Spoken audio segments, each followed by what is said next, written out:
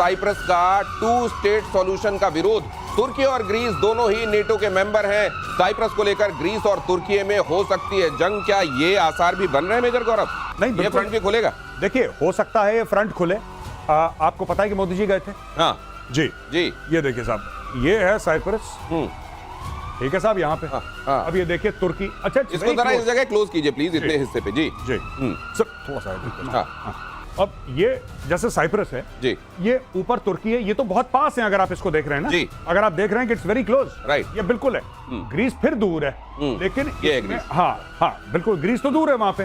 तो यहाँ पे ये ऑक्यूपाइड टेरिटरीज है इसकी, जहाँ पे मोदी जी गए थे। और आपने देखा था मोदी जी के बैकग्राउंड में क्या था? आपने देखा था टर्किश ऑक्यूपाइड एरिया, ऊंचाई वाली जगह पे मोदी जी खड़े थे। हाँ, वही साहब, वही टर्किश। तो इंडिया ने भी अपना, जिसको कहते हैं ना, इंडिया ने अपना पत्ता भी फेंक दिया बीच में। अच्छा, अब ग्रीस को हथियार, साइप्रस को हथियार।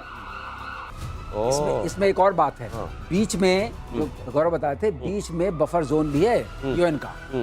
यूएन फोर्सेस हैं बीच में, दोनों के बीच में। और सारा झगड़ा जो है इसके आसपास की जो टेरिटरी है सी वाली, जिसमें कि बहुत ऑयल। सर, यूनाइटेड नेशन जब आप कहते हैं ना सर, तो यूनाइटेड नेशन सिक्योरिटी काउंसिल जब पाकिस्तान को कह सकती है तुम आतंकवाद संभालो, बिल्ली से कह सकती है तुम दूध के भगवानों की रक्षा करो, जब चोर से कह सकती है जाओ तुम थाना बचाओ, तो फिर यूनाइटेड नेशन पे मुझको बहुत एतबार नहीं होता। लेकिन यह खास बात यह कि ग्रीस को यहाँ के तेल भंडारों का इसके थ्रू एक्सेस मिलती है। अच्छा। तो ग्रीस का ये इंटरेस्ट परमानेंट है। तो ग्रीस का इंटरेस्ट यहाँ पर तेल भंडार को लेकर है, तुर्की भी यही चाहता है, साइप्रस के जरिए यहीं पे तेल, और यहाँ पे भी है तेल का खेल। लेकिन अब इस तेल के खेल में तेल का खेल हर जगह करता है मेल जोल। लेकिन यहाँ पर सर पाकिस्तान का एक तरीके से प्रभाव तुर्की की वजह से देखा जाता है। इस तरफ भारत ने भी स्पष्ट कर दिया है कि अब भारत अगर वहां पे पाकिस्तान रोल प्ले कर रहा है तो भारत भी हम इस कैंप में रहेंगे। ग्रीस को स्ट्रेंथन इसीलिए किया जा रहा है, और ग्रीस के साथ हमारी शायद डिफेंस कुछ अंडरस्टैंडिंग्स भी बन रही हैं। जी, हम लोग हथियार भी दे रहे हैं, बहुत सारे हथियार हमने ग्रीस को दिए, हम ग्रीस को और पिच कर रहे हैं, आप और हथियार लीजिए। And same with Cyprus also. Okay, तो आइए अब इस खबर की तरफ बढ़े।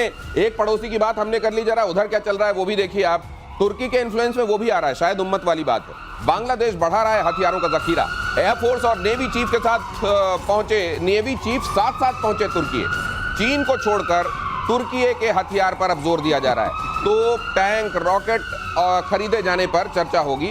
ऑपरेशन सिंदूर में तुर्की के हथियार फुस साबित हो चुके हैं, लेकिन बांग्लादेश अब तुर्की का रुख कर रहा है। नहीं तो चीन के भी तो फुस हो गए। आपको पता है उन्होंने कितनी नेवी की वेसल्स दी? 2-3। अभी 8-9 महीने पहले एक रिपोर्ट आई थी इंटरनेशनल मीडिया में, बीबीसी ने भी कवर करा कि साहब इनके जहाज तो काम ही नहीं कर रहे। बांग्लादेश ने रिक्वेस्ट करा चाइना से कि बॉस एक बात बताओ, तुमने माल बेचा था, ये माल तो काम नहीं कर रहा। चाइना ने बोला ये माल काम करेगा, उसके लिए अलग से पैसा देना पड़ेगा। कह रहे हैं अरे ये तो हमने खरीदा था, तुमसे पूरे पैसे दिए थे, बांग्लादेश ने पैसे दिए। उसने बोला नहीं, तुमने चीज खरीदने के पैसे दिए थे, चलने के पैसे अभी तक नहीं दिए, चलने का अलग पेमेंट है बॉस। तो ये अब परेशान हो गए बांग्लादेशी। अब ये पहुंचे तुर्की में, और ये कुछ नहीं होगा इनका, मैं बता रहा हूँ, थोड़ा बहुत कुछ चुप करेंगे ये लोग और कुछ नहीं करना। ये दोनों इनके जो चीफ चूप गए हैं, डीए बनाने के लिए गए, जो डियरनेस अलाउंस मिलता है ना सरकारी नौकरी, यहीं से मैं पकड़ूंगा खेल को। हाँ, यहीं से पकड़ूंगा। आप देखिए आ क्या रहा है, तोप आ रहे हैं, टैंक आ रहे हैं, राइफलें आ रही हैं, एक आध बीच में कुछ छोटे मोटे वो है ड्रोन शोन, लेकिन गया कौन है? आर्मी चीफ गया, एयरफोर्स चीफ गया है, नेवी चीफ गया सर। लेकिन इन दोनों काम क्या है वहाँ?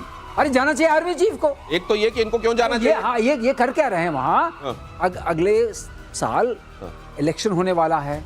आर्मी को कीपिंग ऑन पॉजिटिव साइड, उनुस भाई कह रहे हैं कि भाई इनको जरा साथ रखो, ये मेलजोल की बात है, इनको जरा भेज के लोगों के यहाँ और डील में फंसा करके इनको फिट रखो। अच्छा, ये फिट रखने वाली योजना में चल रहा है। ये है कि चाइना के फुस हो गए, टर्की के पास ड्रोन के अलावा देने के लिए कुछ खास है नहीं। अगर यूनुस वहां बैठे हुए हैं और अमेरिका के बिठाए हुए बैठे हुए, तो अमेरिका से क्यों नहीं हथियार मांग लेते? थोड़े से ये भी आप लोगों से समझूंगा, लेकिन उससे पहले नॉर्थ कोरिया का सुप्रीम लीडर किम जोंग बनाएगा महाविध्वंसक युद्धपोत। 5000 टन वजनी युद्धपोत बनाने का ऐलान। 10 अक्टूबर 2026 तक युद्धपोत रेडी करने का आदेश। किम जोंग के ऐलान से कोरियाई प्रायद्वीप में टेंशन। साउथ कोरिया का दावा, रूसी सहयोग से युद्धपोत बना रहा है किम जोंग उन।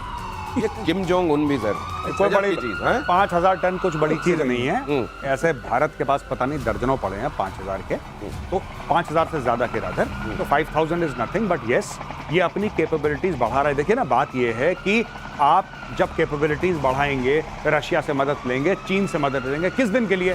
हो सकता है एक दिन ये बोले कि साहब, लोग कहते हैं ना कि जब हम ताइवान के ऊपर हमला करेंगे तो ताइवान का इतना ज्यादा मामला है कि ताइवान की टोपोग्राफी ऐसी है, ताइवान के जो स्ट्रेट्स है वहां पे ऐसा है कि चाइना फंस जाएगा। फंस जाने के लिए क्या कैनन फॉडर तो है नॉर्थ कोरिया के 10,000 12,000 बंदे गए थे रशिया फाइट करने के लिए, गए थे ना, आपको पता ही है, हम लोगों ने कवर करा था। सिमिलरली अगर चाइना क्यों इतने हथियार दे रहा है इसको? इसलिए हथियार दे रहा है, रूस के थ्रू भी दिलवा रहा है, खुद भी दे रहा है कि कल अगर ताइवान की लड़ाई होती है तो सबसे पहले किम जोंग को बोलेगा कि तू भेज 50-60 हजार बंदे अपने, पहले फर्स्ट वेव में you take the casualties, Chinese army पीछे जाएगी। ये भी हो सकता है, ये भी बिल्कुल सही बात संभव है। और अगली खबर पर आपसे कमेंट के लिए आ रहा हूं सर। रक्षा मंत्रालय ने 20,000 करोड़ के प्रोजेक्ट को मंजूरी दी है। डीआरडीओ के नेत्र MK2 अवैक्स प्रोजेक्ट को मंजूरी। 6 एयरबस A321 विमानों को आईसा रेडार से लैस किया जाएगा। मकसद है भारतीय वायुसेना की हवाई निगरानी क्षमता को बढ़ाना। सर मैं ये देख रहा हूं इस मामले में भारत बड़ी तेजी से अपने आप को आगे ले जा रहा है। एक्चुअली बहुत तेजी से आगे चल रहा है। ये मार्क 2 जो है ना, जो एयरबस 321 के प्लेटफॉर्म पर बनेगा, इसमें सबसे खास बात क्या है, इसमें जो इंडिजिनस सॉफ्टवेयर है डिटेक्शन के लिए, ट्रैकिंग के लिए और टैक्टिकल सिचुएशन बनाने के लिए, एयर सिचुएशन जो बनती है, और ये करीब 12 से 13 किलोमीटर दूरी ऊंचाई पर रहेगा। तो जो ड्रोन्स की पिक्चर बनेगी, जो क्रूज मिसाइल्स, मैंने आपको पहले शो में बताया था, क्रूज मिसाइल्स पैरेलल चलती हैं, वो बड़ी खतरनाक होती हैं, और ऊपर से देखेंगे तो आप उनको ज्यादा बड़ा देख सकेंगे। उनकी पिक्चर बनाएगी और आकाश तीर और ICCS को देगी। उसकी वजह से अब आप वेपन से उनको इंगेज कर सकते हैं। तो ये अपने आप में बहुत बड़ी क्षमता है, क्योंकि इंडिजिनस एवियोनिक्स है, इंडिजिनस सॉफ्टवेयर है, इंडिजिनस कनेक्टिविटी है। भारत में बनाया हुआ, ये भारत की बनी हुई आंखें जो बताएंगी कि कहां खतरा है, और बड़ी दूर से देख सकेंगी, जैसे कोई चील देख सकती है। अपाचे हेलीकॉप्टर का पहला बैच भारत पहुंच गया है। बोइंग ने भारत को 3 अपाचे हेलीकॉप्टर सौंपे हैं। फरवरी 2020 में अमेरिकी कंपनी बोइंग से डील हुई थी। $60 करोड़ के सौदे में 6 AH-64E अपाचे खरीद को मंजूरी दी गई है। अपाचे पहले से ही भारत में है, लेकिन उसके बाद जो दूसरे फेज में जो डील हुई थी उसमें से 3 अपाचे हिंदुस्तान पहुंच गए हैं। सर इससे क्या फर्क पड़ेगा? इससे फर्क ये पड़ता है, इसको टैंक बस्टर बोलते हैं। एक्चुअली ये टैंक किलर पहले वाले अपाचे से क्या ये कुछ ज्यादा उन्नत है सर? नहीं, उन्नत नहीं है, एडिशनल है, बट जो रोल के हिसाब से फर्क पड़ता है कि एयरफोर्स के रोल में है कि आर्मी के रोल में। तो इसमें जो हेलफायर मिसाइल्स हैं, इसमें स्टिंगर मिसाइल्स हैं, इसमें रॉकेट्स हैं, इसमें गन्स हैं, 30 mm गन्स हैं, तो ये बहुत सक्षम। इसमें कहते हैं सर एक माउंट राडार है, बड़े ऊपर एक रेडार है जो खुद इस अपाचे को खतरे में लाए बगैर दूर से, जैसे वो पेरिस्कोप देखता है ना, वो पेरिस्कोप की तरह देख लेता है खतरा कहाँ है, खुद को एक्सपोज किए बगैर। तो एक रेडार की क्षमता है।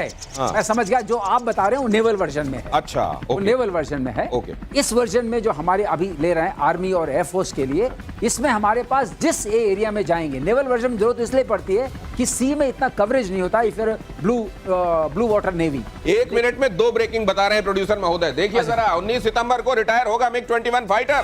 भारतीय वायुसेना में 62 साल तक सर्विस देने के बाद विदाई। भारत ने 900 MiG-21 फाइटर जेट खरीदे थे। 660 MiG-21 हिंदुस्तान एरोनॉटिक्स लिमिटेड ने देश में ही बनाए। इस वक्त भारतीय वायुसेना के बेड़े में 36 MiG-21 फाइटर जेट। इनको कुछ इंप्रूव नहीं किया जा सकता था क्या मेजर गौरव? अब ये बहुत पुराना मामला हो चुका है। ये 50-60 साल पुरानी टेक्नोलॉजी है, बहुत पुरानी टेक्नोलॉजी। अरे तो MiG बाइसन से ही तो हमारे अभिनंदन ने मारा था उनके F विमान को।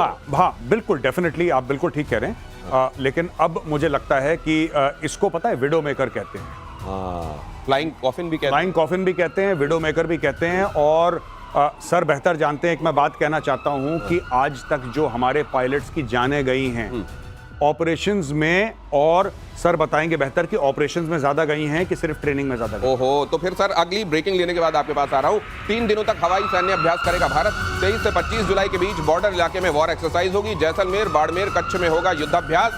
अलर्ट पर पाकिस्तान की एयरफोर्स। यहां तो युद्धाभ्यास होगा, उस तरफ क्या हो रहा होगा सर? जब होगा जो खर्चा वॉर रेडीनेस के लिए कहा ना, कोष से ही चलता है देश की सेना का मनोबल और देश की सेना की शक्ति।